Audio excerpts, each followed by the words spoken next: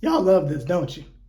Y'all love this, don't you? You love that you get to get on here and you get to rub it in my face that all Atlanta teams are trash and they'll never amount to anything. Y'all love this, right? You came on here to watch all seven of the Bonds suffer.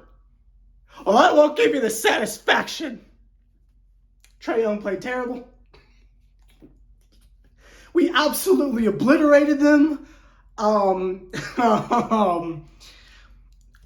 Wow, I did not expect that to go the way it went. Not that I thought we were going to lose, but jeepers. That was an assassination attempt is what that was. The Nets absolutely went out there and destroyed Atlanta. There were times where Quinn Snyder, in between doing tablespoons of cocaine, decided that it was best for Trae to just be on the bench, and they had Bogey out there at point guard because he was just getting cooked.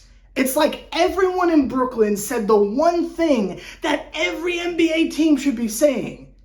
Hey, let's attack the short dude that doesn't play D. I mean, even Finney Smith was getting in his bag on Trae. It was, we destroyed Atlanta. Oh, God. And it's so conflicting because it's like on one hand, it's like, let's go Nets type B. But then on the other end, I'm watching a Hawks. Like, I finally get to watch the Hawks. And God, that's what they're working with, man. Jesus. I guess it's just up to the dream now because, man, Braves don't do nothing. Falcons don't do nothing, man. Hawks don't do nothing. They can't have anything. But that's not even there. At least we got Ryan Howard. But anyway, welcome back to Nets Republic. I'm your host, Seventh Bond. Y'all have been kind of slacking off on the thumbs up stuff lately. I feel like it's weird to ask for a thumbs up, but like the last video got like 7 thumbs up and like 400 of y'all watched it. That like makes my job harder. So it's like, could you hit the thumbs up button, man? Like, please, like that's kind of nasty, but that's not here there. Today you see the title of the video, and before we get to mail time with Sever, I want to address what the title of the video is. This was the Mikal Bridges game for me, and I was able to view that with the Hawks commentators, or the Hawks broadcast. This was the Mikal Bridges game. I know for y'all, this is nothing new. Y'all have kind of been on the hype train of Mikal. I haven't really been convinced, to be quite honest with you. I think he's very off and on, and I think he, averages a lot of points, and that's cool, but I claim empty stats. But tonight was different. Tonight felt like there wasn't a human being on earth who could guard Mikal. And obviously the MVP chants were nice. I told you I just like needed that one signature performance, and I thought I was going to get it in the playoffs. But I feel like tonight was when I was ready to just say, I accept this. Mikal, oh God, I hate doing this because it's like, I feel like if it's premature, then I have to take it back, and I don't want to go through all this. But I think he's played well enough consistently to where I think it's okay to just come out and say it. Mikal Bridges is that guy. In a year or two, we're going to be having conversations of he's one of the top 10 players in the league. I don't know if it's just giving him the green light, no John Legend. I don't know if he was being held back in Phoenix. I'm not really sure. I just know that tonight, that looked like a star. So much so that when I talk about the untouchables on the team, I'm adding Mikal in there, bruh. Like I'm adding Mikal Bridges in there.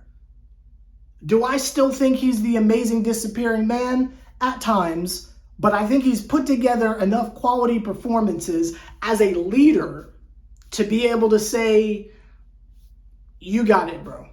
I have my reservations still, but it would just be foolish for me after tonight to still deny him the credit he deserves as the star of this team. Spencer Dinwiddie, I don't know where he went. He's off the face of the earth. I don't know what happened to him, but Mikal, you cannot deny, you just can't deny what he's doing out there. That kid is so for real. Shout out to Mikal Bridges. Give me 1 second. My dog is eating the wall. Hey, stop it! Sorry. The like damages deposit I'm gonna have to put on this apartment when I move out is going to be astronomical, and I might be homeless, but that's not even, because I don't know how I'm going to replace a wall, but that's neither here nor there. Anyway, let's go to mail time with Sever, and then we will continue to gush over Mikal Bridges. Do I apologize for previous slander? Absolutely not. That's not how this show works. But that's not here nor there. Let's look at what we chose. We went with this one. This one is from Edward, Mr. Edward J. Caffery. My bad if I said your name wrong, but you know who you are. You comment pretty often, but this one, I felt like took the proverbial cake last video. This man said, I don't think we should talk about trade talk until we defeat the Nuggets in the NBA championship this year. Number one, I love the optimism that we will make it that far.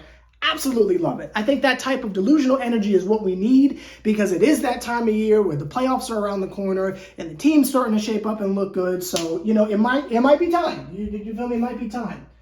Was it the purple headband or the yellow one? I don't know, but you feel me? It might be time to go back to delusional mode. I'm not gonna lie to you. The part about the Nuggets making it, I don't foresee that. But definitely, if we see the Nuggets, we are wiping the floor with them. But I just like the optimism. I like the optimism, and I think that's the type of energy that we need to have going into the playoffs. I think that it is obvious that the Nets are a good team. It's obvious that they're a tough team, and whoever sees us is going to have a difficult time. Again, it's looking like it's us and Philly. Philly needs to be on their P's and Q's. Harden needs to not disappear, and Joel Embiid needs to not do his yearly almost but not good enough routine. Like, I swear he cosplays Jeff Hardy in the playoffs. Like, he's like one rung away from the brass ring, but just doesn't get it. Like, you feel me? Like, they need to be on their A game, because the Nets are really getting it together. And I will credit Jacques Vaughn with the way that he feeds in individuals over the course of the game, because how the game starts doesn't really dictate how the game ends, right? Like, Finney Smith might start, but then he'll only play like 20 minutes, right? You've got a healthy dose of Royce O'Neal and Watanabe coming in, playing meaningful minutes. Seth Curry and Joe Harris are doing their jobs again, which, shout out to Joe for hitting shots again, my God. But, like, the way Jacques plays people, the chemistry is starting to get back to where it needs to be. And as far as the starting lineup, they seem to have that down. I've been watching Finney Smith over the last couple games because, again, I've been trying to figure out, what does he do? He plays defense. He might not do much else. He might hit your occasional three and then make a house of bricks for the three little pigs to hide from the big bad wolf. But he plays defense. I will give him that. Excellent defender. Shout out to him. Is he better than Royce O'Neal? Probably not. I feel like Royce is an overall better player, but just straight defense, I feel like maybe we give that to Finney. I don't know. But I see what he does, right? Like, not everyone in the starting lineup has to be a bucket. Like, I see what he does. The tag team of him and Claxton, good luck getting to the rim. Cam Johnson played well again tonight, but a lot of the times he was getting the switch onto Trae Young and just shooting over him. So it's like, do I credit you for exploiting the mismatch? Like, I don't know how to go there. Like, I'm still not sold on Cam Johnson, but he played well again. And I think the chemistry he has with Mikal being the star, if he wants, Cam there, I don't think it's a smart decision, but why not? You know what I mean? Why not? Spencer seems happy here, He hasn't really been doing much as of late. He's been racking up the assists, but like nothing offensively to speak of. But I mean, the team's getting it together, and maybe this is where we, start over and, try to do this again. Like, I don't know. The Nets are a very confusing team. One week I feel like we're unbeatable, and then the next week I swear we're a basement team. So it's very difficult to depict and try to get behind. But I can say one thing: with the teams below us, I don't think any of them can sniff us. Clearly, the Hawks are not on our level, so we're beating them if we were to see them in some capacity, which I don't think we will. But if we did, we wouldn't have to worry about that. We're better than the Bulls. We're better than Toronto. We're better than the Heat. So, like, all those teams under us, we're clearly better than. Are we better than the Knicks?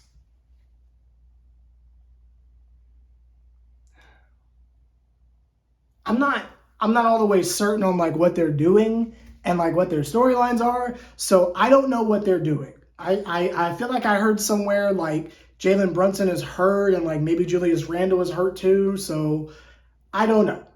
I don't know. But I would like to think that we're better than them.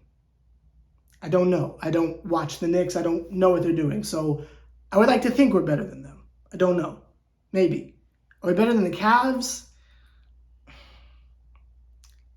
The last time we played them, it looked like we shouldn't have even been on the same court as them, but maybe I'm attributing that to just poor matchups, right? Because in the playoffs, it's all about the matchups. So do I think we match up well against the Sixers? Honestly, yes. I think we'll be fine. Do we match up well with the Celtics? No. Do we match up well with the Bucks? I think so. Really, I think the only team that we have no business trying to see is probably Boston. But outside of that, I mean, if they're going to turn this thing around, we just got to wait and see. I don't want one game to sway me.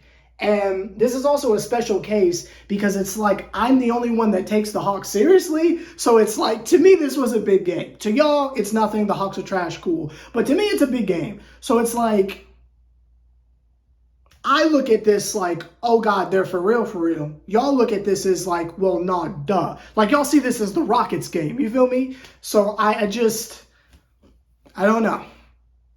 Let's look at the standings and then let's look at the schedule just for confirmation. What did Justin send to me? God. I hate Justin so much. I hate Justin so much, but that's not here nor there. Let's look at our remaining games and then we'll check the schedule real quick. Let's see. So our next game is we play the Jazz on Sunday. The Jazz are trash. They're another one of those teams that started out great, but then got a reality check and things didn't work out for them. We should beat the Jazz. I don't think that'll be that much of an issue. Let's see who else. T-Wolves, Pistons. We should go undefeated. We really should.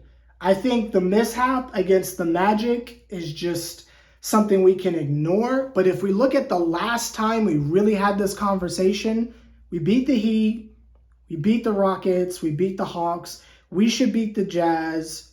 We can beat the T-Wolves again. I know we can do it. Detroit is trash. We play the Magic again. That should be the revenge game. And then the last game is the Sixers, who are going to be doing load management so we can beat the Sixers in a little playoff preview. There's no reason why we shouldn't win every single game. There's just no reason for it. Not with how well they played tonight. And these are 2 blowouts back to back. And I don't know if y'all have been really paying attention, but this season, we don't really do blowouts like that. We just kind of win the game.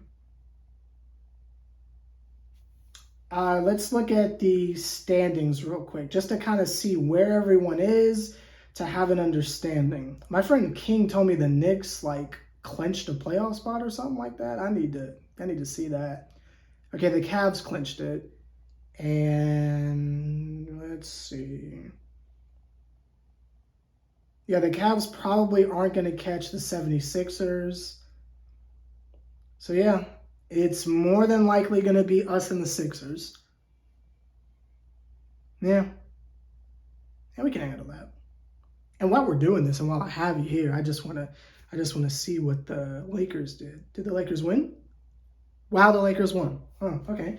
So shout out to the Lakers. That is helping us a little bit. Oh, Trailblazers got eliminated. How sad. That's not either there. So with that loss, the T-Wolves are probably going to be a little more scrappy than usual, trying to get wins. But we beat them before. We can do it again. I don't see why not. I don't know. Just an overall good game. Nothing real special to go over. It looks like the playoffs are pretty much set. Everyone's kind of just trying not to flop too hard, if that makes any sense. Like, everyone just wants to stay in their general place. But as far as teams like us, like, I think the Knicks are a little bit too far ahead for us to try to think about trying to pass them. And I don't think we want to see Cleveland, honestly. I think 6th place is just fine. And I think as long as we win every single game, we will be just fine. I think it's kind of too late for us to dip any lower. But stranger things have happened. We just got to win our last 4 games, which I think we can do. Let me know your thoughts down below. In honor of the comment from last video or whatever, I'm pausing the tankathon until next video, because apparently our mindset is we need to get ready to beat the Nuggets in the finals. So I will pause the tankathon until next video. Let me know your thoughts down below. Sever the bond. You're here on Nets Republic. Great win. Let's continue to do so. And I will see y'all on Sunday. Why do I feel like this video was like really short? Is it an appropriate time? That's 17. And it's not the normal 20, but I'll take it. All right. I'll see y'all Sunday.